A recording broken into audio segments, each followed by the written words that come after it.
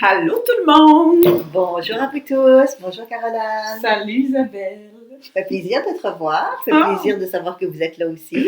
Toujours aussi contente. Oui, on est content. On est content d'être avec vous, on est content de se voir aussi. Ouais, c'était tellement un beau podcast, notre dernier podcast. Merci encore d'avoir été aussi généreuse. Les gens y ont apprécié d'avoir un pan de ta vie quand même assez intime et privé, faut le dire. Oui, quand même. Fait qu'on voit la femme que t'es quand on dit que t'es la même derrière la caméra, devant, dans la classe, enseignante, dans ta vie privée. Je suis cohérente. Oui! Je suis la même personne. Fait que merci pour cette générosité-là. Ça fait résonner les gens. La maladie est partout aussi. Fait que, tu sais, de voir que toi, ce lien-là privilégié avec l'hypnose que tu as découvert, en fait, c'est à travers un besoin d'aller chercher plus d'informations pour faire face à ta maladie. Exactement. En bas âge, en plus, jeune adolescente, jeune adulte, entre 18 et 20 ans. Là. Fait que merci d'avoir partagé de où tu as trouvé cette magie-là dans l'hypnose. Ça a été quoi ton élément déclencheur de savoir que l'hypnose, c'était quelque chose que je cherchais. En fait, comme je l'ai dit pour ceux qui ont déjà écouté le podcast précédent, j'ai été emmenée à l'hypnose après avoir déjà développé des facultés psychiques, ce que j'aimerais aussi vous parler aujourd'hui.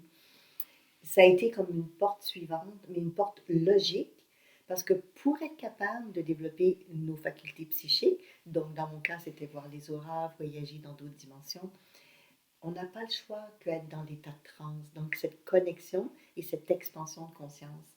Donc, c'est comme une porte d'entrée, l'hypnose, à bien des découvertes. Après, des fois, on utilise l'hypnose pour la gestion de la douleur. Il y a tellement de choses qu'on peut faire qui sont concrètes, terre à terre.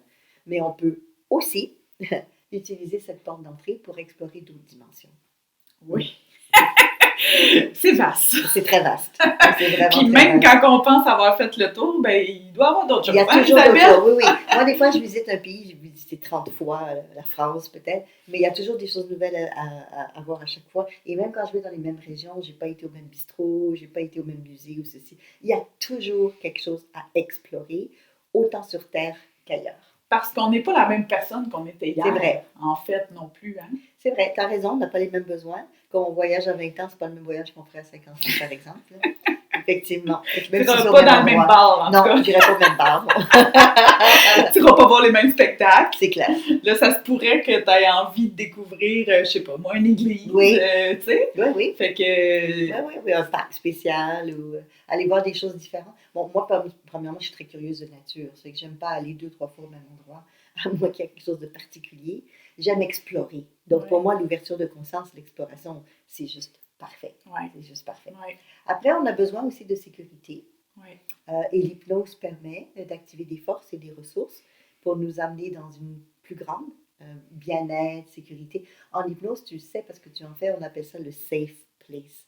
Le lieu de bien-être, le lieu de sécurité, qui est un lieu qu'on crée à l'intérieur avec notre inconscient, où on peut juste se déposer, se relaxer, activer nos forces, juste être bien, quoi. Oui, exactement. Juste se faire du bien. C'est ça, se faire du bien. On peut juste faire ça aussi, hein, pour ceux qui ne savent pas par quoi commencer. Là, il y a des audios, on en a. C'est des belles petites choses qu'on peut faire. On en avait parlé justement dans le temps des fêtes. Tu t'en souviens? Fait que je ne sais pas si vous avez cet intérêt ou si ça fait déjà partie de votre quotidien de pratiquer l'auto-hypnose, mais mon Dieu, que c'est même pas juste de se faire du bien, c'est réguler notre système nerveux, faire baisser le cortisol. On en parle-tu de cette histoire-là, du système nerveux dans le tapis? Oui, effectivement. Les gens cherchent, mais on peut juste mettre un audio sur nos oreilles. Tu l'as déjà dit dans ce podcast, mais je reviens là-dessus parce que beaucoup de gens le vivent comme ça. Lorsque vous faites une session d'hypnose, soit en étant guidé, accompagné ou en auto-hypnose, en fait, c'est toujours de l'auto-hypnose parce que c'est vous qui vivez en dedans de vous. Exact. Mais des fois, c'est une auto-hypnose accompagnée, on va dire. Ouais. La majorité des gens se sentent apaisés. C'est comme ça qu'ils vont l'expliquer. Je suis plus calme, plus posée, plus apaisée. Donc, ça fait un bien fou. pour notre système, comme tu dis, je parle de notre système nerveux, mais ça peut être aussi notre système immunitaire qu'on a besoin de temps en temps aussi. Donc, on peut très, très bien avoir cet équilibre entre tout ce qui est trop accès ou excessif ou action et tout ce qui est trop peut-être on ne fait pas, on procrastine. Donc, de garder cet équilibre à l'intérieur de nous. Et l'hypnose est magnifique pour ça. Oui, puis malgré tout, des fois, ils sont tellement bien que même si on a essayé de les garder éveillés, ils s'endorment. Oui, c'est vrai, les clients qui parlent, oui. Il y a des priorités que l'inconscient choisit des fois. Mais même s'ils dorment, des fois, ils restent conscience éveillée pareil. Oui, exactement. Ils entendent un sommeil qui éveille, hein, fait que Exactement. même si ton corps physique dort, ton esprit peut demeurer éveillé. Et vivre d'autres types d'expériences. Mais la personne n'a pas besoin d'en avoir conscience Non, des fois, c'est ça. comme dans un rêve, un sommeil, comme la nuit. Exactement. L'important, c'est moi je reviens sur ça, l'important c'est l'atteinte de l'objectif ou du résultat. On n'a pas toujours besoin de savoir tout ce qui est dit ou tout ce qui est fait, pourvu qu'en bout de ligne, on se sent mieux, on est plus reposé, ou ça peut être pour mieux dormir, parce qu'en hypnose, on travaille beaucoup aussi au niveau du sommeil, par exemple. Exact. Donc, il y a vraiment des belles choses là-dedans. Oui, parce que je le vois que des fois, après quelques séances, là, ils dorment. Oui, ils commencent à dormir. Parce que là, ils savent très bien, c'est comme si le corps comprend. Puis, ils sont en confiance. Tout, c'est déjà, on dirait, comment ça se produit. Fait qu'il y a tellement de confiance que c'est comme s'ils peuvent fermer la lumière puis on y va. Profiter de ce moment-là. Tu sais, puis c'est ça, c'est le besoin qu'ils ont besoin en ce moment. Fait que c'est beau de voir que, effectivement, même s'ils n'ont pas dormi, il y en a qui dorment, il y en a qui dorment pas, mais de savoir que ça fait le même feeling qu'un soin. T'sais, je pense qu'on en avait parlé, mais l'hypnose, je verrais vraiment ça comme un soin. Oui. Ben, les magnétiseurs, toutes les personnes qui travaillent en soins énergétiques le savent, en tout cas, qui sont dans cet état particulier de connexion. Donc, ils sont en état de transe. Quand ils font un soin, la plupart du temps, c'est vraiment ça. Et puis, ben, vous aussi, hein, nous, on est tous à longueur de journée, on a des phases, d'état de transe. Moi, quand j'étais très jeune, et là, je reviens un petit peu en arrière sur qu'est-ce qui m'a emmenée à l'hypnose. Mais quand j'étais très, très jeune, j'allais naturellement dans cet état-là plusieurs fois par jour. Les enfants le font comme souvent. Beaucoup d'enfants. Comme beaucoup d'enfants. Donc, je ne parle pas juste de moi. Hein. Ou beaucoup d'adultes. Hein, de nos jours, avec tous les TDAH et tout, là, je sais de quoi je parle. Il y en a dans ma famille et tout, mais c'est vrai, là. Oui, ils sont plus connectés à leur être intérieur, on va dire, avec l'avantage et l'inconvénient qui va quand on ne sait pas comment le gérer, parce que tout s'apprend, là aussi. Donc, moi, quand j'étais jeune, je faisais souvent des voyages hors du corps, je partais dans d'autres mondes, d'autres réalités, puis les guides, les êtres de lumière et tout m'enseignaient. Et une des choses qui m'ont appris, qui m'a emmenée vers l'hypnose, plus vers la suite, c'était de lire et d'interpréter les auras et les énergies des gens. Donc, vous avez posé beaucoup de questions là-dessus, parce que j'ai saupoudré un petit peu ce sujet. On en parle un petit peu. De temps en temps. Oui, aujourd'hui, j'y arrive. Là, on y va. Là. Oui, c'est le moment. Les auras. Les auras. Donc, quand j'étais jeune, on appelait ça aura. On appelle ça encore aura, mais ça a beaucoup d'autres noms aujourd'hui, les champs électromagnétiques, parce qu'en fait, c'est de l'électricité et du magnétisme, comme un mélange des deux qu'on a autour de nous. C'est aussi pour ça qu'on se promène la nuit, par exemple, et qu'on voit un lampadaire, on voit comme une auréole. C'est de l'électricité. Mais nous, c'est pareil. C'est juste qu'on ne la voit pas nécessairement toujours à l'œil nu, mais on peut voir les énergies avec des machines qui existent aujourd'hui, comme par exemple les machines Kirlian. Donc, ce sont des Russes, un couple qui ont développé ça il y a déjà pas mal d'années. Et ces machines-là ont été redéveloppées avec les années.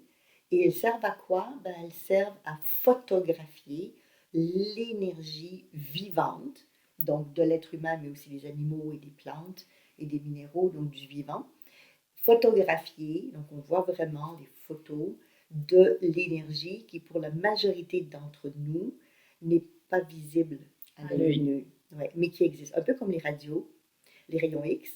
On voit dans les rayons X quelque chose qu'on ne voit pas à l'œil nu, mais qui est existant à l'intérieur de nous.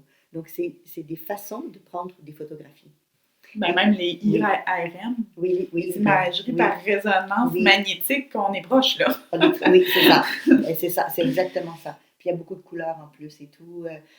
C'est vraiment intéressant. Donc moi, quand j'étais enfant, que ces êtres-là m'emmenaient parce qu'ils m'enseignaient et ils me donnaient de l'information pour que je le ramène sur Terre après. Donc c'est pour ça que je suis enseignante, je suis dans la transmission des connaissances aussi plus peut-être spirituelles dans ce sens-là, parce que pas tout le monde a cette capacité dans cette vie-ci de le faire. Mais moi, on m'a appris très jeune que tout le monde peut le développer. Et une des choses qu'il voulait que j'apprenne, c'était être capable de lire les énergies, les interpréter et les voir pour comprendre toutes les différentes phases de notre création, physique, énergétique, émotionnelle, spirituelle, et des raisons pour lesquelles on vient sur Terre. Donc ça, c'était comme la base. Mais ils voulaient aussi, et ils me l'ont dit, j'étais déjà adolescente, que ce qu'ils voulaient, c'est que j'enseigne aux gens comment eux se connecter avec ces mondes et ces réalités-là pour que chaque personne puisse devenir autonome, mais aussi mieux comprendre la vie, les gens autour et communiquer avec les autres mondes, les autres densités, les autres champs énergétiques, par exemple. Donc, je me souviens de plusieurs fois, donc j'avais, je sais pas, on va dire 5-6 ans, donc même très très jeune, où je voyais autour même des petits animaux domestiques. Donc, il y avait un chien, un chat. Je voyais déjà l'énergie autour. Donc, je parlais par télépathie déjà à l'animal. Les enfants font souvent ça. Très souvent ça. Ils vont parler à leur petit animal magique, secret. Ou les amis imaginaires. Exactement, les fameux amis imaginaires qui sont peut-être pas aussi imaginaires que ça. Non. Ou les personnes décédées. Oui, c'est ça. C'est ce que je faisais quand j'étais jeune aussi. Ouais. Je voyais les entités, les personnes décédées que les autres ne percevaient pas, mais moi, je communiquais aussi avec eux. Et puis, je transmettais. Donc, des fois, je parlais à quelqu'un. Je dis, ah oui, il y a quelqu'un qui est là qui me dit ça pour toi. Là, la personne était toute surprise. Bon, quand j'étais très jeune, je ne savais pas qu'il faut d'abord demander l'autorisation. Est-ce que tu veux savoir ce que je vois? Aujourd'hui, je ne ferais plus ce que je faisais quand j'étais jeune. Est-ce que tu entends que ça cogne? Oui, c'est ça. As-tu entendu quelqu'un qui a un petit message pour toi?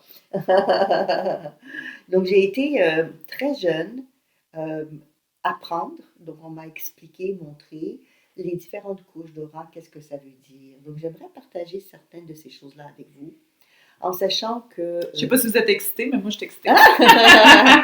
Donc, en sachant que sur les réseaux, dans notre podcast, et aussi dans d'autres réseaux, sur YouTube ou autre, il y a plein de vidéos que j'ai fait aussi d'explications et je donne des formations aussi là-dessus. Les lectures d'aura, l'interprétation, etc. Donc, ce que les guides m'expliquaient, c'est que lorsqu'on est de l'autre côté, avant de s'incarner sur Terre, on a avec nous ce qu'on appelle un corps de lumière. Et on dit de lumière S, parce qu'il y a beaucoup de lumière. On est très lumineux. Ça a l'air, oui. Ça a l'air. Ça a l'air que c'est même épeurant, c'est tellement que c'est fort. On a plein de couleurs. Je me souviens d'un de mes clients qui avait vécu un EMI, une expérience de mort imminente, et qui m'a dit la première chose que j'ai vue quand j'ai quitté mon corps, c'était suite à une opération, qu'il avait vécu ça, cardiaque. Il m'a dit il y avait plein de couleurs de l'autre côté. Il dit, je ne comprenais pas trop, il y avait plein de couleurs. Donc oui, parce que les différentes couches énergétiques ou les différents champs sont très colorés, parce que les couleurs, ce sont des fréquences. Puis selon le bouddhisme, on passe à travers des couleurs, il y a des étapes. Exactement. Qui feraient du lien avec ton histoire avec tes corps de lumière. C'est exactement ça, c'est exactement ça. Donc ce qu'il m'expliquait, c'est qu'on a différents corps de lumière et qu'on revient avec tous ces différents corps de lumière qui sont des expériences et des densités différentes de ce que notre être profond, notre âme, appelez ça comme vous voulez, votre conscience, a vécu dans différents plans de conscience. Et il revient avec toute cette information-là se manifester donc à la naissance à travers l'incorporation finale, et je dis incorporation finale, je vais vous expliquer pourquoi je dis ça, dans le corps physique de l'enfant qu'on devient. Donc, je dis incorporation finale parce que, en fait, ce que j'ai appris en accompagnant des gens en hypnose transtemporelle, par exemple, depuis déjà des années, et des années, et des années, c'est que ça a bouleversé peut-être certaines de mes croyances qui étaient... Chose que tu fais toujours. On fait toujours. Remettre nos croyances. Non, mais c'est important de le dire. Tu viens de le dire, tu remets tes croyances constamment. Oui, parce que... En doute. Parce que des fois, j'entends des choses qui ne sont pas ce que je savais. Mais ce n'est pas parce que je savais une chose que nécessairement quelqu'un ne sait pas autre chose. Exact. Oui.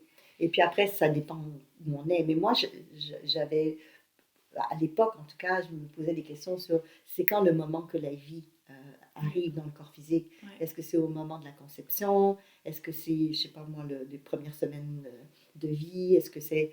Alors, voilà, puis on l'a fait en exercice, puis moi, j'avais vécu complètement autre chose. Ah, tu te souviens ce que tu avais vécu? Oui. Qu'est-ce que c'était dans ton cas? Moi, j'étais arrivée vraiment plus tard, après la naissance. Après la naissance, ben. Oui. Alors ça, c'est choquant pour certaines personnes.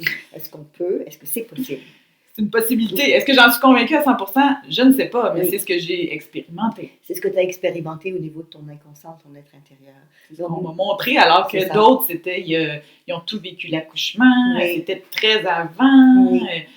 Ben, je reviens là-dessus sur les corps de lumière, parce que c'est ça qu'en fait, qu'on m'a expliqué quand j'étais de l'autre côté, mais que j'ai réentendu avec les gens sur Terre que j'accompagne, c'est que chaque être va choisir le moment où il va s'incarner définitivement. Mais je dis définitivement parce qu'on fait des in and out, on fait des voyages, on va visiter nos parents futurs, on revient, on reste un peu. C'est pour ça, des fois aussi, que j'ai exploré ça. À un moment donné, je suis partie, puis je suis revenue plus tard. Bon, ben c'est ça. C'est ça, exactement. On va visiter les gens, mieux comprendre. Parce qu'en fait, tant qu'on n'est pas à 100% intégré ou incorporé dans notre corps physique, on continue à apprendre de l'autre côté et à se préparer à la venue de cette vie-ci. Donc, si par exemple... On est avec des hypnocoachs l'autre Oui. Oui, c'est ça. C'est ça. Ce qu'on appelle des guides spirituels, en fait, c'est des hypnos. Ils nous montrent la vie terrestre. Oui, ils nous montrent beaucoup de choses. On va visiter nos enfants terrestres. Oui, c'est ça. Mais c'est ça qu'on fait. C'est exactement ce qu'on fait. On va visiter toutes les personnes qu'on va côtoyer dans d'autres mondes. On fait l'inverse d'ici. C'est merveilleux, la vie.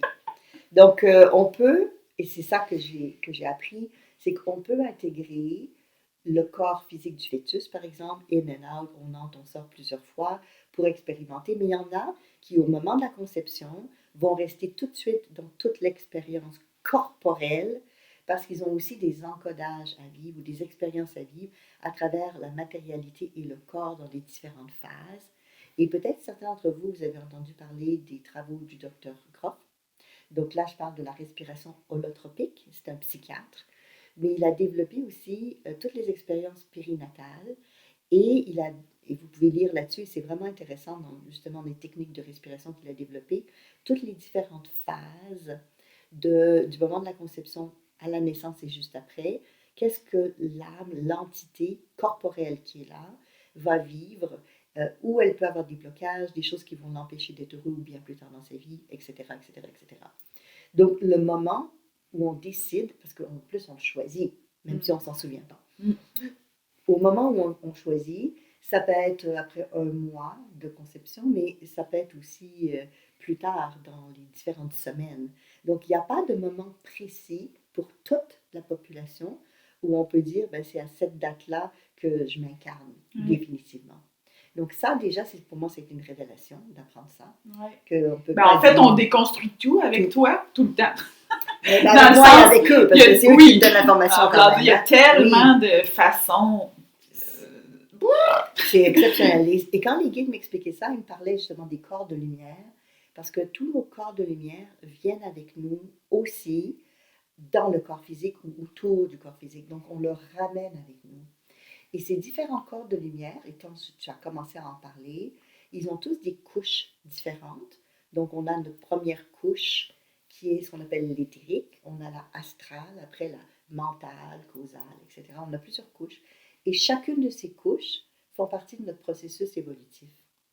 Donc, quand on décède de notre corps physique, par exemple, c'est une partie d'évolution, puisqu'on va ensuite dans le monde astral. Le monde astral étant un monde, une dimension de l'autre côté, qui se vit, les gens sont vivants, mais pas dans un corps physique, dans un corps énergétique. Mais une fois qu'on meurt au monde astral, parce qu'il y a des morts à tous les paliers, on va dans laisser dans chaque corps, exactement. On laisse un corps et on va évoluer vers une autre dimension, vers un autre monde, un autre corps de lumière, une autre couleur. On prend une autre enveloppe à chaque fois, comme les poupées russes. Mais quand on vient dans notre corps physique, ben, on a tous ces corps de lumière avec nous. C'est le seul moment où on est tout équipé. On est tout équipé sur Terre. On vient vraiment avec le full kit au complet quand on est sur Terre. Donc, quand j'étais enfant, les guides m'expliquaient ces différentes formes et couleurs d'aura parce que ça a un impact sur la qualité de vie, sur la mission de vie. Parce qu'en fait, dans ces différentes couches-là, toute l'information est là, comme on peut se connecter à ce qu'on appelle les annales akashiques ou l'akasha, où on peut savoir où on était avant, quelle vie on a vécu précédemment. C'est comme un manteau qu'on porte et qu'à l'intérieur de ce manteau-là, on peut décoder. J'irais plutôt, au lieu du manteau, je parlerais plutôt lorsqu'on se fait des tatouages, parce que beaucoup de tatouages sont liés avec le clan, avec le pays où on vit, avec l'origine qu'on a, dans les traditions ancestrales, en tout cas. Donc, c'est de l'information comme un livre ouvert. Et toute cette information, on l'amène avec nous dans notre quotidien, puisque notre aura, elle est toujours avec nous, même si plusieurs personnes ne la voient pas à l'œil nu. Mais depuis que les travaux des Kirlians ont réussi à prendre des photographies, et ça a beaucoup évolué maintenant avec le temps, et qu'il y a beaucoup de travaux qu'on ne savait pas avant, parce que dans différents pays, ça ne se disait pas ouvertement, mais qu'aujourd'hui, l'information circule, on sait maintenant que ces différents corps énergétiques sont très colorés, selon lesquels, et que ça veut dire quelque chose de spécifique. Donc, quand j'ai commencé, ce que les guides me disaient, c'est que la première couche, en d'autres mots, peut-être que vous avez envie de faire le test avec nous. Si vous avez un mur où vous êtes en ce moment, sinon vous le ferez après, blanc idéalement ou d'une couleur plus neutre. Vous mettez une feuille de papier sur le mur, ça peut être ça aussi, hein? Oui, blanche idéalement, ça serait plus facile. C'est juste pour pas... Surtout au début, là, le blanc est important. Ben oui, moi je trouve, là. Oui, ou des couleurs pâles, c'est plus facile. Oui. Mais quand on est habitué, ça ne change pas grand-chose. Donc, vous placez votre bras. Mais c'est parce que tu sais comment placer tes yeux. Ben, voilà, tu sais où poser ton regard. Alors, c'est ça que je vais vous expliquer. C'est une pratique. C'est ça. Il faut défocaliser votre regard. Ça veut dire quoi, défocaliser le regard? C'est-à-dire, vous commencez par fixer un point. Ensuite, vous élargissez. Donc, j'ai passé mon regard ici pour commencer. Après, vous explorez ce qui est autour.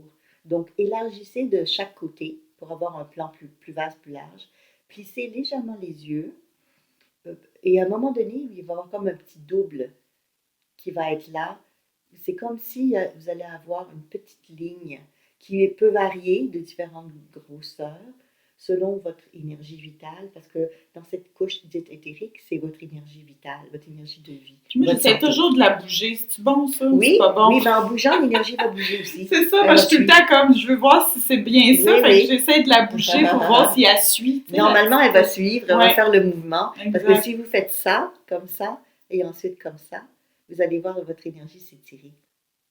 Elle va vraiment s'étirer. Bon, après, ça demande un petit peu de pratique, évidemment. Oui. Moi, ce que j'aime beaucoup faire, et que je fais aussi dans les formations quand j'enseigne, c'est aller à l'extérieur. S'il y a des montagnes, c'est encore mieux, mais l'extérieur. Et de commencer à faire la même chose, mais en haut des montagnes, par exemple, ou des arbres. Parce qu'une fois que vous êtes habitué, vous allez voir une couche. Je fais toujours ça depuis qu'Isabelle m'a montré ça. Et c'est beau, hein? C'est tellement beau. Des fois, j'y parviens pas toujours. Puis là, je suis comme, c'est l'éclairage qui est pas bon. Il fait, tu sais, comme, j'essaie de trouver des raisons. Puis là, je suis là, non, recommence. Puis là, ça prend un étang. Pas un étang, un temps. Ça prend un temps. Oui. Il faut être en transe. On revient sur la conscience de. C'est ce que je cherchais comme réponse. Tu vois, tu viens de me le confirmer. Oui, c'est ça. C'est l'information qui me manquait. Oui, c'est que quand on se pose, parce qu'il faut se poser, si vous restez dans votre mental, vous ne verrez rien. Ah, c'est bon que tu le dises. Oui, il faut vraiment respirer, aller à l'intérieur de vous, mais ça se fait de manière naturelle. Donc, même si je ne vous aurais pas dit d'aller en transe, pour le voir, il faut être en transe. Donc, c'est vos yeux physiques, mais c'est aussi une couche énergétique qui n'est pas dans la couche matérielle. On n'est pas dans la matière dense. Là, j'en profite parce que quand je suis à côté d'Isabelle, je vois super bien. Oui, c'est ça. Oui. Alors ça, c'est une autre chose. C'est pour ça que j'ai plus envie de lâcher parce que là, je le vois super bien. Donc ça, c'est une autre chose importante à expliquer. C'est que les guides m'ont dit dès le démarrage, quand vous êtes à côté de quelqu'un qui réussit à faire quelque chose de bien, peu importe c'est quoi, ça peut être un gâteau, hein, vous avez plus de probabilité de le réussir vous aussi si vous le faites. Parce que vous êtes dans la compétence et la connaissance, mais la compétence de la personne. Donc, quand vous êtes dans l'énergie, comme dans ce cas-ci, on est ensemble, de quelqu'un d'autre, bien, vous pouvez vous synchroniser et ça se fait totalement inconsciemment. Vous n'avez même pas besoin d'y penser. Et si la personne avec qui vous êtes est capable de lire des auras ou voir les auras, vous allez avoir beaucoup plus de facilité, même si vous n'en avez pas conscience, à développer vos facultés psychiques. On appelle ça une synchronisation. On est sur des longueurs d'onde qui vont être des fréquences qui vont s'adapter de l'un à l'autre. Donc, les compétences acquises de quelqu'un peuvent devenir des compétences développées aussi chez quelqu'un d'autre. De là, se faire guider en hypnose. Exactement. Le guide étant en transe permet plus facilement cette synchronisation-là, permet à l'autre d'avoir cette capacité-là, parce que le guide a la capacité de le faire. C'est exactement ça. Si vous êtes avec quelqu'un qui sait comment faire, même si vous ne savez pas comment, la personne peut, même inconsciemment, par le lien qu'on a, faire en sorte que vous vivez cette expérience-là aussi. Ouais. Donc, c'est totalement juste ce que tu dis, que les facultés psychiques sont développées encore plus si vous êtes en contact avec quelqu'un, d'où le fait d'apprendre. Prenez quelqu'un qui sait comment faire. Là. Plus vous êtes avec quelqu'un qui sait comment faire, plus ça va être facile et rapide. Ouais. Puis d'où l'arrêt des gens après qu'ils aient appris comment faire. Souvent, ils arrêtent parce que c'est plus difficile de poursuivre. Parce que là, il faut entraîner le muscle. Il faut vous entraîner. Oui, comme dans mon cas, par exemple, dans les formations Aura-Vision, j'ai fait des enregistrements que les gens écoutent après pour se remettre dedans, pour faciliter le processus. Parce que c'est vrai que si vous apprenez à faire un gâteau au chocolat, mais la fois d'après, la personne n'est pas là, ben, il faut quand même suivre la recette. Et puis, ça vous prend l'énergie et le désir de le faire. Il faut que tu sortes tous les ingrédients. Tu vas faire la vaisselle après. Ah, ça, c'est sûr. Il n'y a pas encore quelqu'un qui vient pour la faire. Hein, ça va prendre plus de temps parce qu'il faut que tu t'arrêtes pour les étapes. Mais il y a beaucoup de gens qui vont venir manger le gâteau, par exemple. Tu risques de le manquer. Ça se peut que ça te prenne 3 fois d'essai aussi, là. Ça peut arriver. La même chose pour la compétence psychique. Ça s'apprend, ça se développe. Mais tout le monde a la capacité de le faire, ça c'est la bonne nouvelle. Après, il faut être motivé, il faut désirer le faire. Puis je ris bien en disant que tout le monde va manger votre gâteau après, mais ce que je veux dire par là, c'est que si vous développez la capacité de lire les auras, les gens vont vous le demander après. Ah, c'est quelle couleur? Qu'est-ce que ça veut dire? Les gens ont la curiosité. C'est un peu comme le gâteau, s'il est bon, ils vont vouloir en manger un morceau. Donc, les guides m'ont appris très jeune qu'on revient sur Terre avec tous nos corps de lumière, on a accès à cette information-là. Donc, elle est avec nous. Elle est avec nous. C'est juste là. C'est exactement ça. Elle est là, elle est avec nous. Donc, aujourd'hui, les chercheurs, les scientifiques... C'est utile, en fait, c'est ça qu'ils t'ont dit. C'est utile, ils ont leur raison d'être, puis on aurait tout intérêt à comprendre comment aller chercher leur information pour mieux naviguer dans la vie terrestre. Laissez-moi vous donner un exemple. Je vais commencer par la première couche, parce qu'il y a plein de couches. On peut peut-être prendre plusieurs séries, là, plusieurs podcasts pour aller sur tous les niveaux. Là. On commence aujourd'hui. Donc, la première couche, qui est celle qu'on appelle l'éthérique, c'est votre compte en banque énergétique. Ce que ça veut dire, c'est que si elle est très mince, vous n'avez pas beaucoup de vitalité, c'est qu'il y a un risque que vous soyez malade ou que vous n'allez pas bien, vous allez être très fatigué. Si elle est un peu plus épaisse, puis aussi ça dépend des couleurs, ça veut dire que vous êtes capable d'en prendre plus, de faire des journées plus intenses, par exemple, ou de veiller plus longtemps si vous voulez aller sortir, par exemple, sans avoir d'impact trop négatif sur votre lendemain matin. Même si vous avez 40 ans. Oui. Ou plus. Au plus. On peut aller danser à tout âge. Donc, ce qui est bien là-dedans, c'est que quand on est capable de se connecter à cette couche-là, on peut voir aussi si elle a une luminosité, une couleur. Parce qu'habituellement, la couche éthérique, elle est blanc, laiteux, jaune pâle, bleu pâle. Elle est très pâle. C'est pas celle-là qui a le plus de luminosité ou de couleur, mais elle a une intensité lumineuse. Et si vous la voyez fade ou autre, ça veut aussi dire, c'est des indicateurs que l'énergie circule mal ou n'est pas trop bonne. Et que peut-être vous êtes dû pour aller faire un petit massage, pour activer plein de zones à l'intérieur de vous, pour aller prendre une marche dans la nature, pour que la nature vous réénergétise, par exemple. Donc, parce que tous les moyens sont bons. Oui, il y a plein de méthodes. Vu que vous savez que vous, c'est un moment qui vous énergise, en fait. C'est ça que vous avez besoin. Si vous savez que votre énergie est faible, c'est comme vos téléphones portables ou autres, on va les rebrancher. Mais nous, en tant qu'être humain, on oublie de se rebrancher. On a besoin de se rebrancher. C'est exactement la même chose. Puis on le voit dans cette énergie-là aussi. Si on a besoin d'être branché, Et puis là, tous les moyens sont bons pour vous brancher. Il y a plein de méthodes. Respiration, On avait donné sommeil. aussi un truc dans Oui. un podcast, là, avec la Oui, lumière, c'est ça. là, se grounder, C'est vrai. tout décharger, puis refaire rentrer la lumière Et par... avec ce beau mouvement. c'est C'est ça, exactement ça. juste en visualisation. Là. Exactement. Peu importe où on est. Ouais. Donc, vous avez plein de méthodes que vous allez pouvoir utiliser. Puis, vous pouvez aussi nous demander s'il y en a que vous connaissez ou pas. Vous pouvez nous écrire, vous donner l'information. Puis ensuite, dans cette première couche, on va voir aussi de temps en temps des trous, des hachures. Des fois, elle est très épaisse, après, elle est plus mince. Et selon l'interprétation que vous allez faire, parce que voir les auras, c'est une chose, mais c'est surtout les interpréter qui est important. Oui. On peut déterminer d'avance que, par exemple, je verrai qu'ici, dans l'énergie de la personne, il y a un vide, il y a un trou.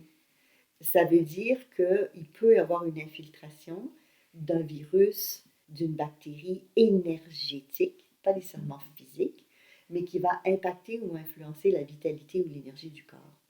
Donc, vous savez, par exemple, certaines personnes, des fois, ont des bactéries dans les dents ou ailleurs. Ça s'infiltre, ils vont faire un abcès, il faut cureter, il faut le nettoyer. C'est à peu près le même principe, c'est-à-dire que dans notre corps énergétique, s'il y a des infiltrations, s'il y a des trous, ça peut avoir un impact sur notre santé énergétique. Et la vitalité énergétique, donc la première couche, est en lien avec la nourriture que reçoit votre corps physique, mais c'est une nourriture énergétique pour rester en vie. Donc, si la première couche n'est pas très bien, il y a des hachures, il y a des trous, il y a des parasites, il y a toutes sortes de choses, il faut faire du ménage. Et le ménage, ça peut être du travail énergétique, ça peut être des soins énergétiques, parce qu'on est dans l'énergie. Ça peut être l'auto-hypnose aussi. Exactement. Oui. Et puis, si vous apprenez comment lire les auras, ou avec le magnétisme, vous allez être capable de réparer. Parce qu'on peut soi-même aussi, mais il faut juste savoir comment, être capable de réparer nos corps énergétiques, comme on prendrait soin de notre corps physique. La même chose. Si je sais que, moi j'ai eu le rhume il n'y a pas longtemps, mais donc petit bouillon, une petite soupe légère, on a des choses qu'on sait qui vont nous faire du bien. Oui. Et si on fait ça dans notre corps énergétique, on peut récupérer notre vitalité et notre énergie. Donc, il y a vraiment un intérêt intéressant, au-delà de l'intéressant, utile, pour voir notre première couche d'énergie, parce qu'elle correspond à notre santé, notre vitalité. Vous vous souvenez, dans une des vidéos, je vous avais parlé, j'en ai parlé à quelques reprises, mais j'ai parlé d'expériences personnelles où j'ai eu des soucis de santé. Quand on voit les lectures d'aura dans l'énergie, avant que ça devienne réel, dans le corps physique, c'est dans notre aura. Donc, quand on fait des lectures d'aura, on peut totalement voir d'avance les idées, les pensées négatives, ou les croyances limitantes, ou les émotions envoyées par d'autres. Vous savez, des personnes en colère contre vous, là, ça peut vous affecter. Il n'y a aucun doute là-dessus. Surtout si vous êtes dans un environnement toxique, même si vous ne le voulez pas, même si vous vous protégez, il y a toujours des infiltrations. Ce que je veux dire par là, c'est que vous allez beau avoir la maison la plus solide, mais si vous êtes sur la piste d'une tornade, si elle passe sur votre maison, il n'y a rien à faire. Et, donc, on est affecté, qu'on le veuille ou qu'on ne veuille pas, par toutes ces situations-là de la vie, incluant les gens qui sont autour de nous. Et ça, c'est bon à savoir, même si c'est difficile des fois à entendre. En fait, en résumé, ça veut dire qu'il faut nettoyer notre aura, peu importe.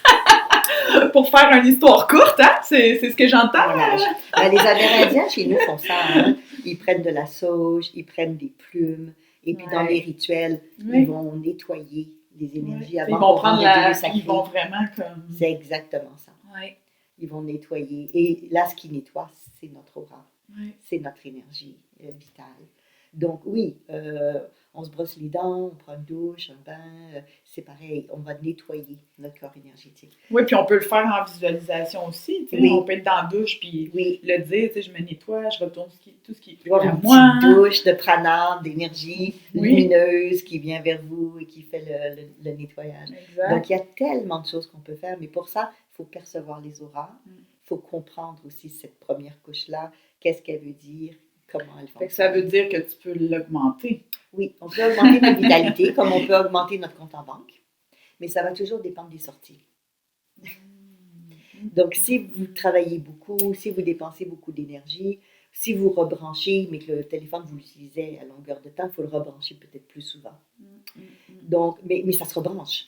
Oui. Tu sais, ça se rebranche, il n'y a pas de problème. On peut réactiver notre vitalité, bien sûr, mais ça va fluctuer selon le type d'activité ou d'expérience de vie que vous vivez. Vous savez, il y a des moments donnés où vous êtes boosté, vous avez plein d'énergie. Et puis d'autres, mon Dieu, ça vous prend tout pour rester éveillé. Là. Ouais, ça joue en fait. Ça va jouer. Ça s'adapte. Oui. Puis tu l'avais dit aussi que juste d'être à côté de quelqu'un, c'est assez pour créer un trou, une fissure.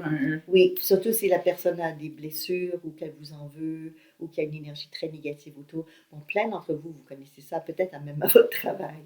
Il y a des lieux qui ne sont pas trop sains, ou des centres commerciaux des fois, où vous revenez, vous êtes totalement épuisé parce que vous êtes allé dans les énergies de plein de gens qui étaient en pensée, en réflexion. Moi, j'ai déjà vu ça, puis je sais que je ne suis pas la seule, des fois, dans des lieux de prière. Des fois, l'énergie est fantastique. Je me souviens quand j'étais à Fatima, par exemple, j'en ai visité beaucoup, mais à Fatima, par exemple, dans la salle où la Vierge avait apparu, les guides étaient là, puis ils aidaient les gens qui étaient en prière, qui demandaient d'être soignés, d'être mieux. Il y avait plein d'énergies lumineuses qui étaient là pour les aider. Mais dans d'autres lieux que j'ai visités, et puis certains d'entre vous, vous avez sûrement fait la même chose, on se sent plombé, on a juste une envie de sortir, l'énergie est lourde, parce que beaucoup de gens ont peut-être pensé ou envoyé en passant, des j'ai perdu ma fille dans une église, fait que je me souviens de cette église. Ah, pour oui. moi, cette église, il y a eu quelque chose. Elle s'est égarée? Oui. Elle était jeune? Longtemps, oui. Oh, d'accord, mais vous avez une chance d'aller retrouver. Oui, on était rendu les responsables s'en allaient appeler la police et tout, c'était très... Puis j'étais dans une église. Je me disais, mais ça se peut pas. Ça se peut pas. Le lieu est pas. Non, c'est pas moi qui, tu sais, ça se peut pas. Non, ça se peut pas. Non. Mais c'est juste pour dire que les lieux physiques sont aussi des lieux énergétiques. Et les lieux énergétiques peuvent être aussi chargés. Même si le lieu physique, on ne voit pas ce genre de choses-là. Parce qu'eux aussi ont l'équivalent de corps énergétiques différents. Oui, le matériel, tu veux dire. Oui. Donc, on a le matériel, mais on a l'éthérique. Ce corps énergétique, il est là sur tout ce qui est vivant. Vous allez dans la nature, il y a une couche éthérique partout. C'est la même chose. Moi, j'aime ça regarder ça à travers les arbres aussi, parce que c'est là que je vois si, par exemple, la forêt est bien vivante ou pas. Si elle est en santé ou pas. Tu vois l'épaisseur puis la couleur. Oui, ou un arbre, s'il est en train de mourir, comparé aux autres autour. Parce que les arbres s'entraident aussi. Je vous avez entendu parler de ça. Il y a des beaux travaux sur l'échange, la communication entre les arbres. Aujourd'hui, il y a des belles choses qu'on découvre. Nous permettre de mieux se comprendre, les humains. Si les arbres font ça, il y a des bonnes chances que nous aussi. On pourrait peut-être le faire, c'est ça. On va étudier la nature pour copier des belles choses. Donc, cette première couche-là, quand on est capable de se connecter avec cette couche-là, ça nous donne quand même beaucoup d'informations sur vous avez combien de réserves. Réserve, là je fais évidemment l'exemple de l'argent parce que c'est facile à comprendre, mais c'est dans votre garde-manger. Et c'est le même principe. Est-ce que vous avez un gros sac de riz d'avance? En gros, ça ressemble à ça. Et c'est pas grave si vous n'en avez pas parce que vous êtes capable d'aller en chercher. Mais beaucoup de gens oublient d'aller faire des courses. Et ce qui fait que notre énergie... La barrière, il n'y a plus de barrière, puis ça pénètre dans le corps physique. À un moment donné, voilà. C'est à un moment donné, ce qui arrive, c'est qu'il y a des intrus qui viennent et qui s'installent. Intrus n'étant pas uniquement ou obligatoirement que des entités négatives, parce que dans le plan énergétique, il y a aussi des parasites. Comme nous sur Terre, il y a des bactéries, il y a des virus, c'est pareil. Il ne faut pas penser que ça n'existe pas. Donc, on peut des fois se sentir mal et autres, parce que dans notre énergie, on est porteur de toutes sortes de choses désagréables, d'où l'idée du ménage, nettoyage, renforcer notre corps énergétique, comme faire le ménage chez nous. Comme le parallèle avec un podcast qu'on avait parlé, que tu ne te sentais pas bien, puis tu avais demandé à qui ça l'appartenait. C'est ça. Puis là, il y avait une partie qui était partie parce que ça l'appartenait à ton client. Exactement, c'est ça. La mal au dos. C'est exactement ça. Exactement ça. C'est pour ça que tu avais dit que c'était important de faire le ménage à tous les jours. Oui. Ah ben oui. Tous les jours. Ben oui, j'imagine que chez vous à la maison, vous ne laissez pas traîner le comptoir à un moment donné dans la cuisine trop longtemps. Ouais. Une soirée, ça va encore un matin, mais c'est pas long que...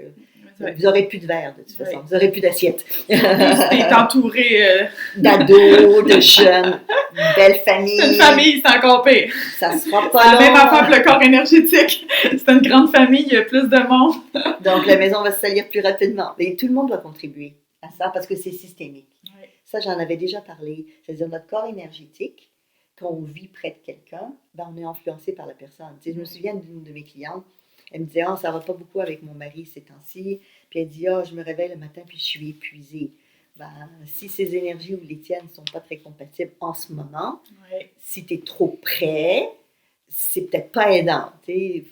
Des fois, dormir ailleurs pendant quelque temps, ça peut aider. Ou juste dans une autre chambre. Oui, c'est ça, dans une autre pièce. C'est juste temporairement. Puis vous le savez, là, ce qu'on dit, là, on le sent. Oui. On le sent quand quelqu'un on ne se sent pas bien après avoir été avec cette personne-là. Oui. Oui, la majorité d'entre vous vous en rendez compte, mais des fois, c'est tellement inconscient. Ou bien on ne porte pas attention là-dessus, comme l'idée que j'avais parlé avec mon client. Je m'en suis rendu compte après, parce que je n'avais pas ce problème-là avant. Ouais. Donc, des fois, c'est comme ça qu'on le sait. On dit, ah, pourtant, j'allais bien, puis là, je ne vais pas bien. Il s'est passé quoi, en fait? Donc, dans cette couche énergétique, qui est celle qu'on peut vivre avec quelqu'un d'autre, on porte avec nous, qu'on le veuille ou qu'on ne le veuille pas, ce que les gens autour de nous vivent. Et là, je dis ça, puis c'est comme, oui, mais on se protège. C'est vrai, on peut se protéger, c'est vrai. Mais avez-vous remarqué que plus les gens sont proches de vous, donc les enfants, la famille très proche, plus vous êtes sensible, plus vous risquez d'être émotif, et moins c'est facile à gérer. Et si c'est un inconnu, c'est tellement plus simple. Mais on est beaucoup plus impacté par les choses qui sont proches de nous. Et proche de nous veut dire aussi physiquement près de nous. Donc cette première couche est très importante parce que c'est notre sécurité. C'est pour ça qu'ils t'ont l'ont montré. Oui. Pour que tu apprennes à la reconnaître, à l'identifier. Puis à partir de là, ça te donne déjà plein d'informations sur la personne. Sur la personne. Exactement. Où il y a des petits drapeaux rouges, on pourrait dire ça comme ça. Oui, des risques d'infiltration, des risques de problématiques futures, des manques de vitalité et d'énergie. Donc, c'est tellement important vraiment à découvrir. Puis toi, étais-tu capable de voir la tienne en entier? Oui. Tu te mettais-tu devant un miroir ou juste avec une autre type de vision intérieure? Alors, le miroir, ça marche bien. Oui. Le truc du miroir, ça marche bien. Oui. Vous pouvez très bien vous installer devant un miroir, défocaliser votre regard et vous allez voir un double autour de vous. Et souvenez-vous que la éthérique, elle est souvent blanche ou grise ou pâle. Oui. Donc, si vous voyez beaucoup de couleurs, c'est la deuxième couche que je vais vous parler dans un instant. Mais la éthérique, elle est assez facile à voir, même à l'œil nu. Les autres, moins. Parce qu'ils sont plus éloignés. C'est comme le spectre de couleurs. Tu sais, les animaux voient des couleurs que nous, on ne voit pas, à cause du spectre, en fait. Puis juste petite question, est-ce que ça rentre par la première, deuxième, troisième pour aller jusque nous, ou on peut avoir un trou juste dans l'éthérique? Juste... Est-ce que tu comprends? Oui, je comprends très bien ce que tu veux dire. Ouais. Habituellement, quand il y a des trous dans l'éthérique, c'est que les trous sont d'avant. C'est ça, hein? Ça va en ligne. Parce que c'est la dernière. C'est la dernière avant le corps physique. Fait que s'il y a des choses dans cette couche, c'est à prendre au sérieux parce que ça a déjà affecté les autres couches. C'est exactement ça. Oui.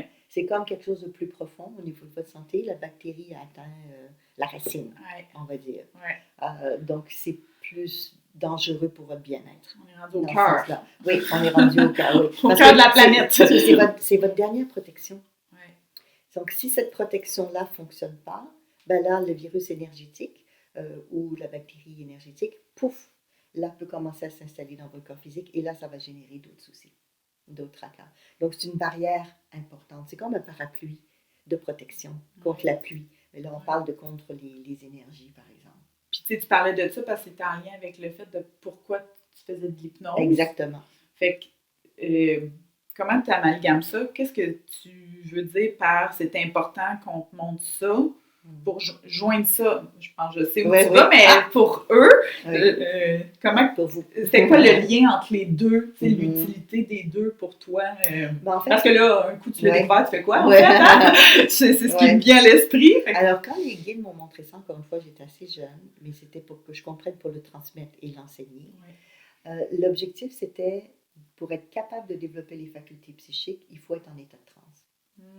Donc, si on ne sait pas comment faire de l'hypnose, on ne peut pas développer nos facultés psychiques. Bon, après, on fait de l'hypnose naturellement, on n'a pas besoin de toujours apprendre. Mais quand on apprend, on le fait en conscience. Et quand on le fait en conscience, on peut atteindre des objectifs spécifiques. Comme par exemple, si je sais, parce que je vois mon aura, qu'à tel endroit, comme disons ici, là, il y a un trou, là, il faut colmater, il faut réparer. C'est comme si votre toit, il y a un trou. Vous n'allez pas laisser votre toit comme ça. Vous pouvez, mais il va y avoir des infiltrations, il y aura de la moisissure, puis ça va être pas mal plus compliqué. Donc, dès qu'on sait qu'il y a un souci dans le corps éthérique, et on le sait parce qu'on perçoit cette énergie-là, avec l'hypnose, avec la transe, on peut, par l'imagination, mais quand on imagine, on crée en réalité, faire des soins énergétiques. Et on peut se les faire soi-même. Et on fait ça aussi dans l'hypnose transtemporelle. On va travailler avec des soignants du ciel, avec des guides qui vont nous aider, et on peut très très bien le faire soi-même, récupérer notre énergie et le faire soi-même. Donc, des fois, on a besoin, comme des chirurgiens dans notre vie, parce que c'est un peu trop loin, c'est vrai. Des fois, il faut vraiment d'autres soignants énergétiques qui viennent, mais il y a beaucoup de choses qu'on peut faire soi-même, ne serait-ce que pour l'entretien. Et si on n'est pas capable de réparer le toit soi-même, c'est pas grave, on sait qu'il coule, on va demander à quelqu'un de venir le réparer. Donc, on peut demander. Mais pour demander, il faut être connecté. Donc, il faut être en transe, il faut avoir cette capacité de demander, selon le plan énergétique, aux êtres de ces plans-là de venir nous aider. C'est plus que demander, là. C'est toute une mise de table. Non, oui, on est parce que c'est des protocoles. Oui, donc, c'est ça. On ne veut pas n'importe qui. Non, il y a très important ce que tu dis. Oui, c'est ça, parce que ça a l'air simple. Fait que je voulais juste... Mais veux-tu parler un petit peu de ça? Parce que c'est important ce que tu dis. Ramener ça, parce que justement, tu sais, c'est ça aussi qui est tellement beau de l'hypnose, c'est que justement, toi qui as accès à tout ça, ben ça permet tellement d'être précis dans ce que l'on veut aller chercher, qui on veut contacter. Oui, on veut pas appeler quelqu'un d'incompétent pour réparer notre toit. Oui, tu sais, de valider si c'est les bonnes personnes aussi, un coup qu'on est en contact avec ce qui se passe. Ces êtres-là. De s'assurer, de même me demander les étapes, qu'est-ce qu'ils sont en train de faire au moment X, est-ce qu'on est d'accord, est-ce qu'on peut négocier ça, est-ce que c'est phénoménal à quel point c'est organisé et j'appelle ça comme gérer, là, tu sais, je veux dire, c'est très drôle parce que c'est ça, c'est comme... tout est organisé. On est comme les infirmières assistantes ou les... Juste être sûr de ce que tu vas faire, tu sais, comme... c'est quoi les impacts aussi? Par la suite, on peut même en discuter, là, savoir si ce qu'ils vont faire, ça va faire notre affaire pour le futur. Est-ce que ça a des répercussions? Comme quand vous allez voir un conseiller ou un médecin ou autre, et vous voulez savoir avant de prendre une décision finale, l'impact. Il va se passer quoi, comment, de quelle manière, c'est tellement important. Puis tu sais, dans les guides, quand les guides m'ont appris tout ça, une des choses qu'ils m'ont dit par rapport au discernement, parce que là, on est dans la capacité de discerner, c'est que dans l'autre couche après, qui est la couche astrale, là où il y a beaucoup plus de couleurs, c'est dans cette couche-là, entre autres, qu'on va savoir l'intention de la personne. Donc, si vous voulez engager quelqu'un, si vous voulez être sûr si c'est le bon amoureux, la bonne amoureuse ou pas, ou si vous demandez si la personne a des mauvaises pensées pour vous ou pas, ou vous ment, ce genre de choses, en voyant cette couche-là, en sachant quoi chercher, évidemment, vous allez avoir l'information.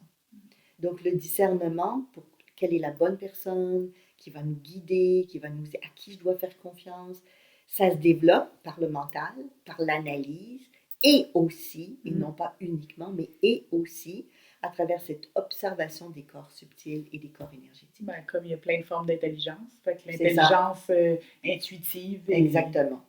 slash de dons, mais ça fait partie comme des capacités en voulant dire, c'est pas besoin de réfléchir, c'est quelque chose que tu peux avoir l'information. Exactement. Donc, si vous êtes en contact avec... C'est ça, si vous êtes en contact avec les différentes couches d'aura, que vous êtes capable de les lire, d'aller chercher l'information, vous allez avoir cette intelligence intuitive, comme tu dis. Des fois, les gens vont dire intuition du cœur, qui est autre chose, pour vous protéger, pour moins vous mettre à risque. Bon, on ne peut pas se protéger de tout. Si j'arrive quelque part et tout le monde a la grippe, ben, il y a des chances que je le prenne sont plus élevées. Ça ne veut pas dire que je l'aurai, mais c'est plus élevé. Mais si vous savez d'avance que vous allez quelque part puis que la personne a la grippe, peut-être que vous déciderez de ne pas y aller. Parce qu'on peut aussi faire ces choix-là. Parce que l'énergie peut se voir à distance. La personne n'a pas besoin d'être juste à côté de vous. Parce qu'on peut projeter la conscience. Par téléphone. Et d'autres, ça peut être juste avec une voix aussi. Oui. On se connecte avec l'énergie de quelqu'un. À travers une voix ou même si... Un écrit, la personne a écrit un texte, un objet qui lui appartient, par exemple. Mais aussi avec un élargissement de conscience. Vous pouvez voyager et aller là où est la personne pour voir l'énergie. Donc, ces différentes couches énergétiques. Et là, on est dans la deuxième couche qui est l'astral, la couche astrale. Donc, effectivement, le discernement, faire attention à qui on ne veut pas appeler n'importe qui pour nous soigner, jamais. pour nous aider. En fait, tu nous enseignes beaucoup la sécurité. Faire attention à vous. Puis de savoir vraiment où est-ce qu'on s'en va, puis d'avoir des trucs pour savoir si on est à la bonne place aussi. Fait que ça, c'est ça qui est riche, parce que c'est bien beau avoir des capacités, mais si on s'en va n'importe où... souvent, les gens vont parler de protection, donc c'est sûr que chez nous, dans votre maison, vous vous protégez, dans le sens que vous ne laissez pas rentrer n'importe qui, vous avez peut-être des systèmes d'alarme. Dans le monde énergétique, c'est pas qu'on n'a pas besoin de protection, mais notre protection, c'est votre énergie vous-même. Donc, si vous êtes en forme, en santé énergétique, si vous faites attention, les énergies dites négatives passeront même pas à côté de vous. Là. Ils vont aller là où ils ont une porte d'entrée, où ils ont une facilité à aller. C'est comme des voleurs, ils vont choisir où c'est peut-être un petit peu plus facile pour eux. Mais s'ils arrivent chez vous, puis vous avez des caméras de surveillance, et puis qu'ils se rendent compte qu'il y en a, ils vont déguerpir assez rapidement, normalement. Donc, il faut se protéger, mais il ne faut pas s'hyper protéger non plus. Il ne faut pas absolument faire des prières à longueur de journée, c'est ça que je veux dire. Mais changez votre énergie. Mais c'est pour ça que quand on apprend, on peut reconnaître le correct du ce qu'on ne veut pas. Je cherche les mots pour pas dire n'importe quoi. Voyez-vous que je travaillais? On peut choisir. C'est ça que je voulais dire. En fait, on peut choisir. Parce qu'on comprend, là. Ça oui, ça non. Ça oui, ça non. Ça donne cette capacité-là de discernement. On revient à ça, qu'on le sait d'emblée, oui ou non. C'est ça. C'est exactement ça. Puis l'intérêt, donc, de lire dans l'énergie de quelqu'un, et dans la vôtre, mais aussi dans l'énergie de quelqu'un, c'est pour pouvoir, surtout si vous êtes en relation avec cette personne-là, pouvoir mieux gérer, mieux l'aider aussi. Par exemple, si c'est votre enfant et que vous voyez qu'il y a des perturbations émotionnelles, que par exemple, il y a des flèches, il y a des éclairs qui signifient qu'il y a des perturbations, donc soit de l'anxiété, des crises de colère, ce genre de choses. Ça vous donne de l'information, vous, pour mieux guider ou accompagner votre jeune ou votre conjoint, donc votre femme, votre mari, etc., ou un collègue de travail, au besoin. Parce qu'on peut ou ne pas rester sur place, au besoin aussi. Mais ça vous donne l'information sur comment agir, quoi faire et comment agir. Et ça, c'est les choses qui m'ont enseigné très rapidement, de dire, OK, développez votre capacité à percevoir les énergies, donc les différents corps de lumière, aussi pour mieux vivre sur Terre. C'est pas juste pour l'autre côté. Parce que comme l'information est là, pourquoi pas l'utiliser? Si vous savez que votre enfant a eu une journée difficile, vous allez peut-être l'accompagner ou lui laisser plus de place, ça va dépendre. Mais si vous ne le savez pas, vous allez peut-être dire quelque chose qui va faire sauter la machine. Puis là, il y a une question qui, au risque d'avoir l'air... En tout cas, je m'essaye sur quelque chose parce que je suis peut-être pas la seule qui se pose cette question-là. On voyage avec le corps astral. Oui, on voyage avec notre corps astral. Là, qu'est-ce qu'on fait s'il y a est-ce que ça peut comme nous empêcher de voyager s'il y a plusieurs fissures, trous? Écoute, c'est sûr que si l'avion a un souci, ils vont la ramener sur la piste d'atterrissage assez rapidement et vous allez prendre un autre moyen de transport. Ils vont attendre pour un prochain avion ou à la limite prendre le train ou rester une nuit de plus. Donc oui, absolument. Ça peut être une des choses qui fait que pour développer nos capacités psychiques, parce que je reviens parce que tu as dit que ça servait à ça aussi. Oui. J'arrive. Oui. En fait, c'est pour ça l'importance de prendre soin de nos corps parce que ça nous permet d'être en connexion avec nos capacités psychiques aussi. Exactement. De ce que je comprends. C'est exactement ça. Plus nos corps énergétiques sont sains, plus notre capacité de développement, de connexion aux différents mondes, différents plans, différentes réalités est possible. Ce que je veux dire par là, c'est que si j'ai un corps énergétique qui est faible, même si j'ai le désir de voyager dans une autre dimension, je ne serai pas capable. Chaque dimension a une porte d'entrée. Et la porte d'entrée, pour être capable d'y aller, il faut être dans la même fréquence que cette dimension-là. Et certaines personnes peuvent voyager dans plein de dimensions différentes, mais d'autres, pas du tout. Parce que ça dépend de vos fréquences et de comment vous voyagez à travers les différents mondes, aussi dans votre énergie, dans votre aura. Ah, puis là, ça vient d'allumer des choses. Ah, c'est parfait. On aime ça c'était un message pour moi. Ah, parfait. Donc, quel est le message? Ben non, mais c'était ça. Ou des fois, c'est parce que tu n'as pas envie non plus d'avoir cette fréquence-là. Là. Oui. C'est par choix aussi, oui, parce qu'on a toujours le choix. On peut aussi choisir de ne pas aller dans certaines... C'est ce que j'aime de l'hypnose, parce que c'est ça aussi que tu nous dis de faire, de demander à nos clients... qu'est-ce que tu aimerais vraiment pas vivre comme expérience? Si on voit c'est des gens qui ont leur première fois, ou ils ont des appréhensions, ils ont peur, ils ont entendu des affaires. Mais tu sais, qu'on peut tout installer ça, tu sais, qu'on n'est pas obligé d'aller visiter des choses qui pourraient ressembler à ça. Tu sais, fait ça aussi, ça me sécurise, tu sais, de savoir qu'on peut décider de les fréquences où est-ce qu'on n'ira pas. Oui, exactement. C'est quand même intéressant, tu sais. On a vraiment notre mot à dire. En tout cas, on le fait. Oui. On le fait. Après ça, ben là, actuellement, ça suit ce qu'on a mis en place. Normalement, si vous faites un plan de voyage, vous allez le suivre. C'est ça. Après, vous pouvez faire des belles découvertes puis décider d'aller là où vous n'aviez pas pensé avant. Exact. Parce que c'est beau aussi. Peut-être qu'aussi sur place, il y aura un coup d'état puis vous allez dire, oula, finalement, c'est pas le meilleur choix au monde. Et vous allez partir en urgence. Exact. Donc, c'est sûr que ça peut arriver. Ouais. Mais plus vous êtes bien, plus vous êtes préparé, moins le problématique risque d'arriver. Mais c'est vrai que nous, en hypnose, on le demande aux gens. Qu'est-ce que tu as vécu comme expérience d'hypnose? Ça a bien été ou pas du tout? Puis à tout moment, en cours de route, on dit aussi, s'il y a quoi que ce soit, on sort. Oui, la personne revient à elle-même, elle reprend conscience. On ne veut surtout pas réactiver des choses. C'est pas le but de réactiver des problématiques. Jamais. En tout cas, pas dans notre approche, parce qu'il y a des gens qui vont le faire. Si vous êtes psychiatre, c'est ce que vous faites et c'est normal. Là. Mais dans notre approche, qui est une approche plutôt coaching, orientation coaching et grand public, on va dans les forces et les ressources. Donc, notre intention n'a jamais été, n'est pas du tout d'aller dans des traumas, pas du tout. Mais on n'a pas besoin d'aller là pour être capable d'avoir l'information pour comprendre des choses et pour débloquer en ramenant des ressources. Puis ça, ils savent, parce que dans un autre podcast, on vous avait raconté une histoire, puis vous saviez déjà ce qui allait se passer, la conclusion possible, puis c'est comme ça, en fait, parce que si jamais vous ne comprenez pas comment on n'a pas besoin d'aller au bout, voir l'image, ou d'être vraiment dans la scène pour comprendre, ben des fois, on le sait très bien que si on ne trouve plus l'enfant, il y a une idée que...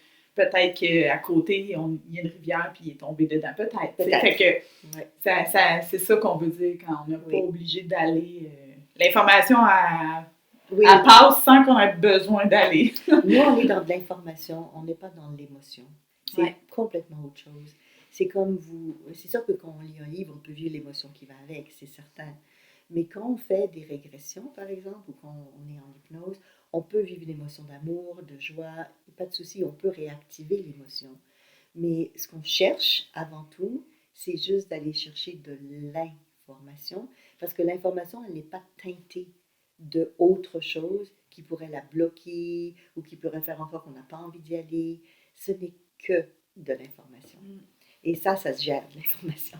Ouais. Et ça se gère même très bien, Ouais, l'information. vraiment. Oui. Donc, la deuxième couche, parce on était là, elle est très colorée. Donc, c'est pour ça qu'on l'appelle le monde de l'astral. Mm-hmm. Celle-là qui nous intéresse parce que c'est celle-là qu'on utilise. Beaucoup. On la sollicite. On la sollicite beaucoup. Et c'est le premier plan énergétique qu'on va visiter quand on quitte la Terre. Donc, quand on quitte la Terre, on va dans le monde de l'astral. Et le monde de l'astral, c'est un autre plan, une autre dimension, si vous préférez, ou une autre densité. On n'a pas le corps physique, mais les gens sont vivants, l'âme est vivante, dans un corps de lumière, mais du niveau vibratoire qui s'appelle l'astral. Et dans le monde de l'astral, il y a des cités, il y a des temples, il y a des hôpitaux, il y a des cinémas, il y a tout là. Ça ressemble à ici. Ça ressemble à ici, oui. La différence étant qu'il n'y a pas le corps physique. Mais il y a une continuation d'évolution, une continuation de compréhension. Maintenant... D'où l'importance d'essayer de comprendre ici. Oui, c'est ça, de comprendre ici. Pour en avoir moins à comprendre ou passer à une autre étape. Exactement, parce que sinon, on continue l'apprentissage de l'autre côté. Ce qui m'emmène à parler peut-être d'une fausse croyance que les gens ont, parce que tout à l'heure, je parlais que nous, on se connecte à l'information, ce qui est vrai, et on évite d'aller dans l'émotion, ce qui est vrai. Mais le monde de l'astral, c'est le monde émotionnel. C'est pour ça qu'il y a autant de couleurs que ça. Donc, quand on va dans le monde astral, qu'on se connecte à cette couche d'aura ou qu'on voyage dans le monde de l'astral, ben, on va vivre des émotions. Donc, des fois, les gens me disent « Ouais, mais quand je serai de l'autre côté, je ne vivrai plus la colère, par exemple. » Non, c'est pas vrai du tout. Là. Il y en a de l'autre côté aussi. Oui, il y en a de l'autre côté aussi. Mais ça me fait un peu penser aux gens qui des fois, tu sais, parce qu'on a tous connu là, des gens qui se sont suicidés, qui pensent que ça va les libérer de leur souffrance, alors que ça fait juste reprendre de là où ils étaient. C'est exactement ça. Maintenant, quand les gens se suicident, après, ça dépend de bien des facteurs. Mais dans le monde de l'astral, ils sont pris en charge. Donc, s'ils sont consentants, évidemment. Parce que s'ils ne sont pas consentants, ils peuvent rester seuls très longtemps. Mais normalement, ils sont pris en charge avec l'équivalent de psychologues, etc., de l'autre côté, pour qu'ils aient des soins.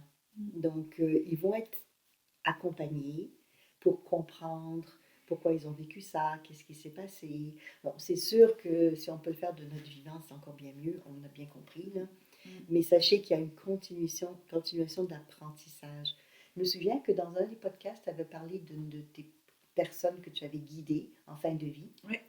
Et elle t'avait dit qu'elle avait regretté un peu de ne pas avoir fait certaines choses de son vivant ou apprendre. Mais en fait, elle va continuer l'apprentissage de l'autre côté. C'est ça l'intérêt de l'évolution.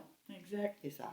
Donc, dans cette couche-là, c'est là qu'on va voir, percevoir, avec l'œil nu, pour quelques personnes, mais la plupart du temps, c'est avec une vision intérieure, d'où l'hypnose. Parce que si vous n'êtes pas en transe, jamais vous allez savoir quelle couleur c'est. Donc, on va l'imaginer, en fait. On va l'imaginer. Oui. En fait, c'est une perception. C'est ça. Je dirais. Spontanément, tu vas savoir la couleur. Vous allez savoir la couleur. Tu pourrais la dessiner. Exactement, ça peut sans être réfléchir. Mais vous allez avoir comme une certitude d'une couleur.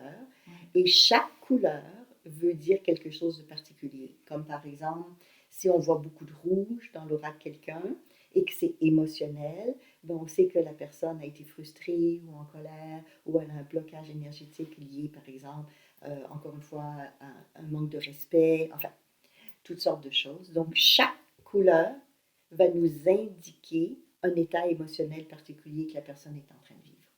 Puis il peut en avoir plusieurs à plein d'endroits comme dans le même. Exactement. Parce qu'il y a des parties qui peuvent vivre quelque chose pendant que d'autres parties peuvent vivre autre chose. Le bas, quelque chose, le haut, quelque chose, exemple.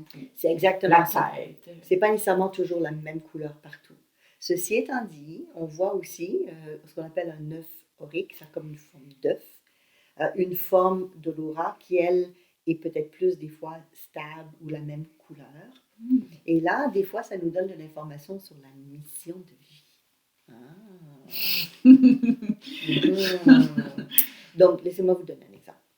Si je regarde l'énergie, je ne ferai pas ça avec Caroline, mais je le fais sur quelqu'un d'autre imaginaire. Là. Mais quand je me connecte avec l'aura, pas l'éthérique, l'autre astral de quelqu'un qui est là, ici, à côté de nous en ce moment, je vois comme une couche autour bleue. Et c'est un bleu assez poudre. Ça, ce que ça me donne comme information tout de suite, c'est que cette personne-là, dans sa mission de vie, une des raisons pour laquelle elle est revenue sur Terre, c'est pour donner beaucoup d'amour, apprendre à aimer, s'aimer soi-même, pour commencer, mais aussi aimer les autres. Donc, voir les auras, ça vous donne de l'information à tout moment donné sur les gens que vous côtoyez, les personnes que vous ne savez même pas encore, mais on vous dit « Ah, on va te faire rencontrer un tel. Est-ce que c'est bon pour vous ou pas? » Vous allez pouvoir le vérifier d'avance. Ouais. Et en plus, le bleu, en termes, par exemple, de mission de vie, ce sont des âmes, des êtres qui s'incarnent pour être là, pour soutenir les gens qui vivent des choses, des challenges, des difficultés. Ça aide même à choisir des métiers, les professions.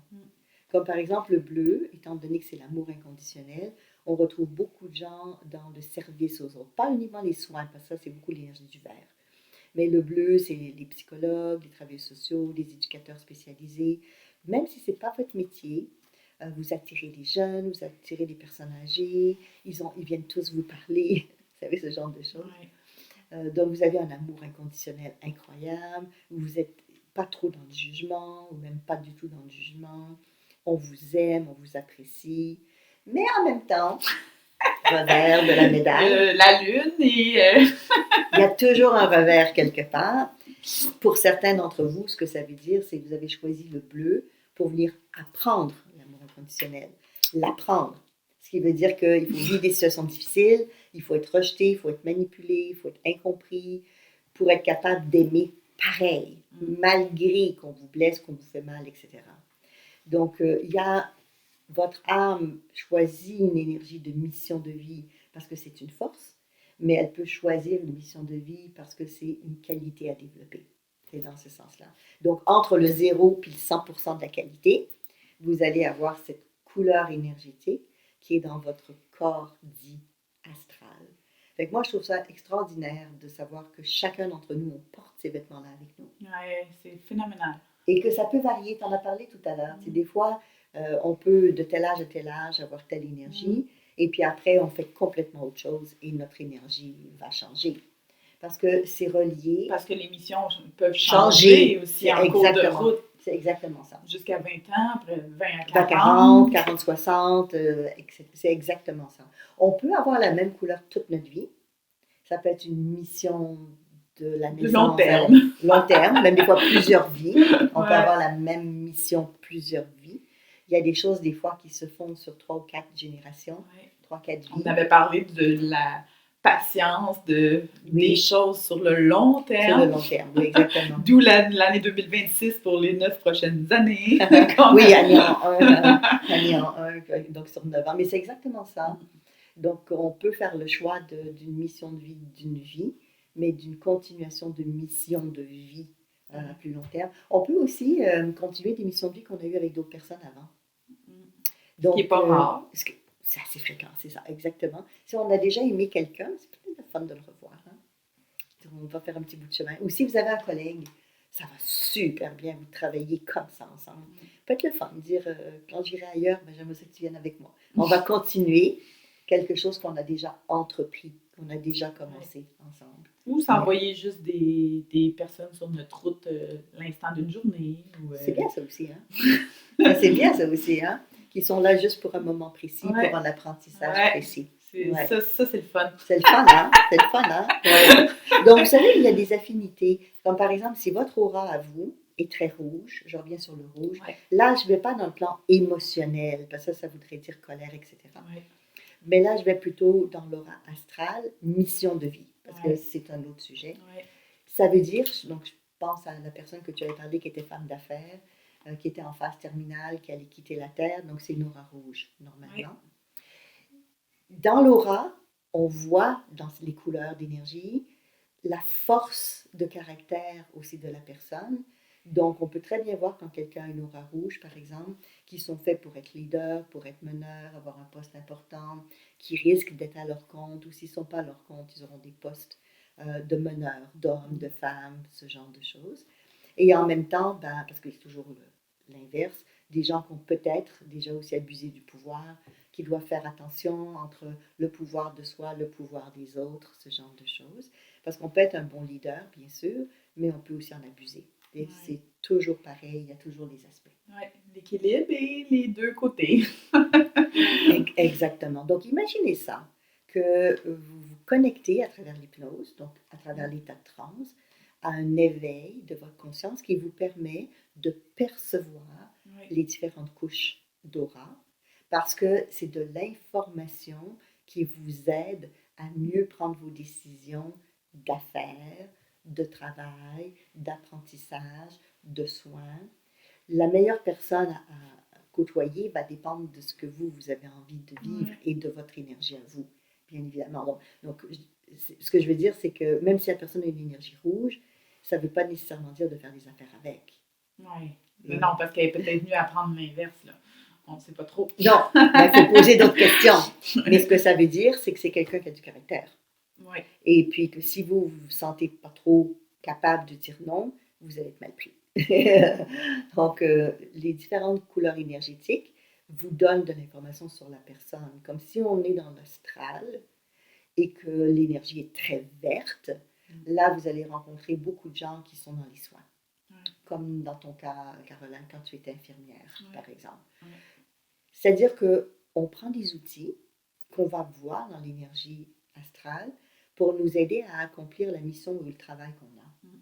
Donc, si vous changez de travail, ben vous allez peut-être avoir besoin de d'autres outils qui seraient comme une autre couleur d'énergie. C'est pour ça que ça peut changer. La couche astrale est une des couches qui change le plus. Parce que, en fait, de la vie et du moment. Oui, du moment. Là, tout d'un coup, vous avez une béatitude, une ouverture du cœur, une connexion, une reconnaissance fabuleuse. Et puis 2 jours après, vous êtes dans une colère et une rage infinie. L'être humain est capable de faire ça. Oui. Oui. Et sauter d'extrême à extrême. C'est une de nos qualités. N'est-ce pas? On apprend. On que tout est éphémère. Donc, on accepte. C'est-à-dire c'est dans notre nature humaine. Mais donc, l'aura astrale, elle varie en rapport avec ce qu'on vit sur le plan émotionnel, entre autres. Donc, on peut voir beaucoup de variations dans les énergies. Et c'est bien de réaliser que ce n'est pas comme une prise de photo. Enfin, je vous parlais de l'effet Kirlian, la machine pour voir les auras. C'est une photo. Mais un moment X. Mais nous, quand on regarde l'énergie de quelqu'un avec nos yeux nus en tant qu'humains, nous, on a la capacité de voir une vidéo. Ce n'est pas juste une photo. Ouais. Il y a un mouvement. Oui. En plus, tu peux voir comment ça bouge. Exactement. En fait. Exactement. Puis avoir beaucoup plus d'informations. Exactement. Il peut avoir des objets, j'imagine, des formes. Oui, alors ça, c'est dans la couche suivante. C'est la couche suivante. C'est tout pour aujourd'hui. Oui, on y reviendra. Il y a plusieurs couches, hein? On y va étape par étape. Mais je pense que vous avez quand même compris qu'il y a un intérêt à apprendre ça. Et moi, c'est pour ça que très jeune, ça a été mes premières découvertes de mes facultés psychiques, de ces compréhensions qui m'ont emmené à utiliser l'hypnose comme moyen pour enseigner, mais pour aussi l'utiliser. Oui, puis les gens, tu sais, comme quand tu étais jeune, puis tu voyais des gens décédés, ben tu voyais... Oui, je voyais les énergies autour. Tu voyais les énergies leur corps autour. De lumière. Leur corps de lumière. Fait que c'est comme un choix... oui. Ça n'a pas le choix de le comprendre, là, que ça a toute une signification, parce que même ça aussi, tu peux... même les gens qui ne sont pas incarnés physiquement, tu peux évaluer leur aura. Là. Ah, la même chose. On peut savoir si l'entité est négative ou positive, exactement. Si elle vous vaut du bien ou si elle vous vaut du mal. Absolument. C'est la même chose. Ça t'aide dans toutes les dimensions. Encore une fois. Exactement. D'où l'intérêt. C'est au-delà de dire je vais juste voir une couleur d'aura. Pour moi, ça, c'est très banal. C'est pas ça. C'est pas pour ça qu'on se connecte à l'aura, en fait. Non. C'est pour vous aider dans votre quotidien, dans votre vie de tous les jours, à faire des meilleurs choix, à prendre des meilleures décisions, à mieux vous connaître, puis à mieux connaître votre environnement. Puis peut-être confirmer les ressentis aussi. Oui, c'est ça. Parce que souvent, on n'est pas à côté de la traque, là. Non, c'est vrai. Souvent, on le sait très bien qui vide l'énergie. On sait très bien qui est colérique. Oui. On sait très bien qui est dans le vert, qui est dans le bleu. C'est vrai.